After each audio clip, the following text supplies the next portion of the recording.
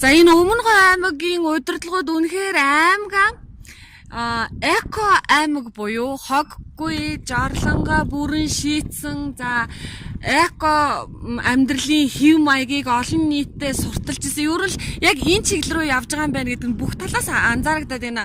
Яг тэгэхээр саяхан жорлонго өөрчлөлийг багийнхан маань энэ дэр сургалтаа хийсэн байна. За тэрний дараа бас би засаг даргын хамгийн газрын санаачилгаар дөнгөж сая бас энэ нутгийн удирдлагын ордонд болоод тэгээд 5 дугаар ангийн бараг 60-70-аад хүүхдүүдэд яаж хоггүй амьдрах вэ, гялгуур утга унтрын хор нөлөөгөө сургалтаа хийсэн.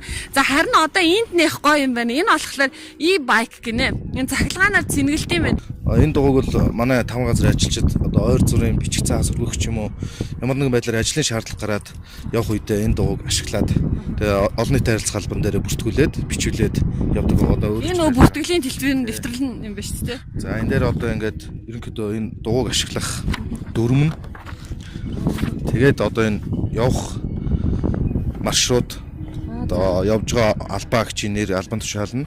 За километр нь явсан цаг, ирсэн цаг тэгээ ингээд байждаг.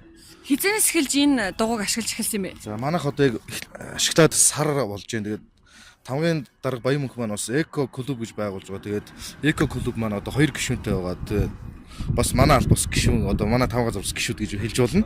Энэ одоо дугуйг ашигласнараа хорт хий ялгаруулахаас гадна одоо машин унаад байдаг гэсэн чинь тэрийг болж чаана тий. Энэ зуны цагт бүр илүү хэрэгтэй л юм л да. Өвлийн цагт яг нэг цас орчвол халтргаа гулгаагаар гэхээс жахаа мэддэг болохоос бусдаар бол манай аймагт бол бас цас баг ундаг. Тэгээд ерөнхийдөө бол ямар ч өдрөлд бас унаа авчих боломжтой гэж үзэж байна. Энэ дугуй чи хүмүүс хараад ингэж бодоод байгаа л та дугуй чи угаасаа л эко штэ, угаасаа л жиж авна штэ, юунд даваа талтай ингэж асуух аа. Ер нь бол яг тэ цахилгаан гэдгээрээ бас хүмүүстийг сонирн байж магадгүй л те. Хурдан нэгдүгээр. Ер нь бол хурдан яг ингэж жиж явснаас. Хүн өөрөө ч гэсэн жиг явж байна. Би заавал цахилгаан дээр нь явах шаардлагагүй жиг явж болно. Хамгийн газрын ажилчид дандаа албан ёсны костюмтэй ажилд ирж байгаа сте. Тэгэхээр тэр үедээ одоо 100 болвол жигээд яваад ах юм бол хувцс мох болохоос эхлээд. Тэгээд яаруу сандар үнд чинь ингээл амьсгаадчих бас хэцүү шүү дээ. Дугуйн авчихад. Энийг бол унаа авчихад ямар нэгэн байдлаар амьсгаадах ч юм уу тийм асуудал гарахгүй л те. Та нар судалгаа хийж үзсэн үү? Энийг хэрэглэснээс хойш хэдийн хэмжээний бензин хэмнэлээ ч гэдэг юм уу? За яг одоогор бол яг тийм судалгаа бол алга. Гэхдээ ер нь бол одоо энэ эко бус бас ороод ирсэн байгаа. Тэгээ тэдрийг хараад маш их хэмжиж байгаа юм шиг шүү дээ. Одоо жишээ нь микро автобус чинь бараг л өдөрт 40-50 литр турш хэрэгэлдэг байхад тэрийг огт гаргахгүй. За баярлалаа. Одоо энд нэг яг одоо энэ аймага ер нь бол эко болох гээд хичээгээд хогноосоо салах гээд хог ангилах, ялгах тал дээр олон нийтэйг уриалаад хамгийн их ажиллаад байгаа тамгийн газрын даг Баян мөнх өөрөө энэ суучин дугуйтайгаа. За тэр сая дугуйны талаар ярьсан. Тэгэхээр танай аймаг бас энэ яг аймаг дотроо буюу яг энэ хэсэгтээ нийтийн тээврийгээ цахилгаан унаагаар шийдсэн ганц аймаг болоод байна тий. За нийтийн тээврийн асуудал бол манай аймагт нэлээд тулгымцсан асуудал байсан. Цаг хугацаанд явдггүй эсвэл одоо ингээд хүн дүүрхийг хүлээж аваад явна, алдаг оног тасалдаг иргэдийн бохомдлыг хамгийн төрөөсөн асуудал байсан. Тэгээ бид нар нөгөө Монголд үйлдвэрлэсэн Эколог бус гэж компанийн хамт олонтой холбогдоод эко бусыг одоо энэ нийтийн тээврийн сүлжээ нэвтрүүлэхээр болсон юм байна. За энэ маань эдийн засгийн асар их ач холбогдолтой. Хоногт одоо 50000 төгрөгийн цахилгаанаар цэнэглэл 100-аас 120 км явдаг. За байгальд ямар ч хорооны хүн бол байхгүй.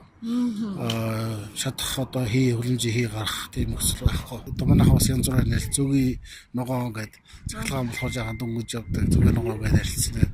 Нийтийн тээврийн асуудлыг маань бүрэн шийдсэн тийм асуудал болсон. Энэ зүгийн ч одоо нэг нь хэдэн төгрөгийн үнэтэй юм бэ? За энэ бол яг Монголын үйлдвэрийн 45 нөөц тараагүй 45 сая төгрөгийн нөөцтэй автобус байна. Тэр тухайн компани маань 3 жилийн баталгааны хугацааг бидэнд өгсөн. Тэгээ 3 жилийн хугацаанд бол тухайн компаниас ирээд засвар үйлчлэгийг явж явах юм. Энэ өөрөө бас нөгөө байгальд шатах туслах материал гаргахгүй талаасаа эко талаасаа зүгээр бид бид одоо эко амьдрахыг хүсэж байгаа. Ялангуяа Монголын говийн энэ ариун дагшин баялагын өдөр чигээр нь хадгалж үлдэхийн тулд бол энэ эко гэдэг уриалгыг бол баян алхам тусдаа дэвшүүлж уриалж явж байгаамаа.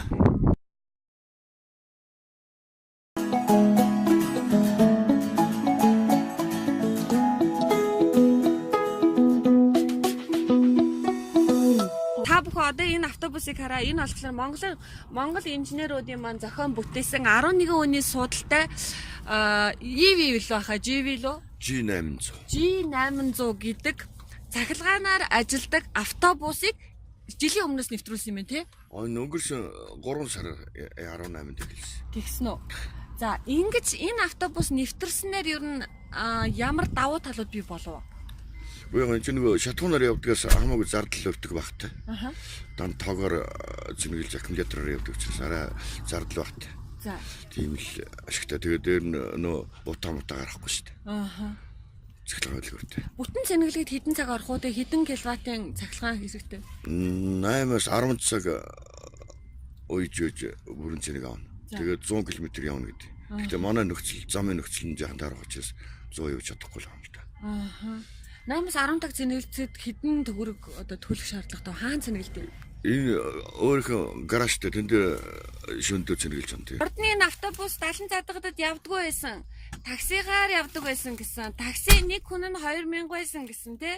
Одоо та нар ийм автобустай болсноор одоо танд гэхэд ямар давуу талууд бий болж байна? Яхавтай хүмүүс үүний хамттай бас аштахал юм дурдаахан сайхан.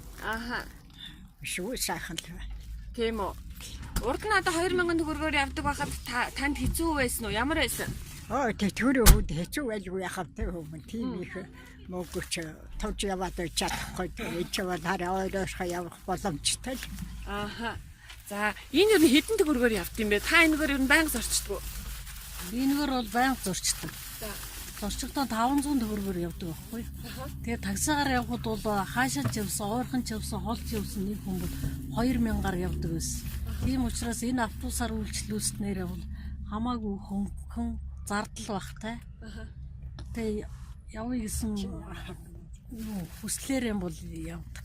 Та урд нь ямар ажил хийдэг вэ?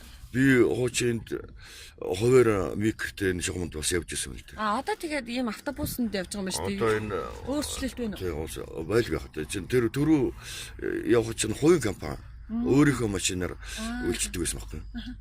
Тэгээд тэр чинь бензин шатхуунаас авахгүй болоод нөгөө хүний урсгал их байгаас авахгүй болоод тэгж байгаа дээрээс үндсэндээ дампуурсан шүү дээ. За. Одоо бол та бүр байнгын цалинтай ажилтаа болсон. Одоо бол цалинтай ингээд орлогод тушаагаад юу орон нутгийн өмчтэй юм чинь орон нутгад мөнгө оруулаад ингээ явж байгаа чинь. Өдөртөө ер нь энд хичнээн хүн үйлчилж сууж.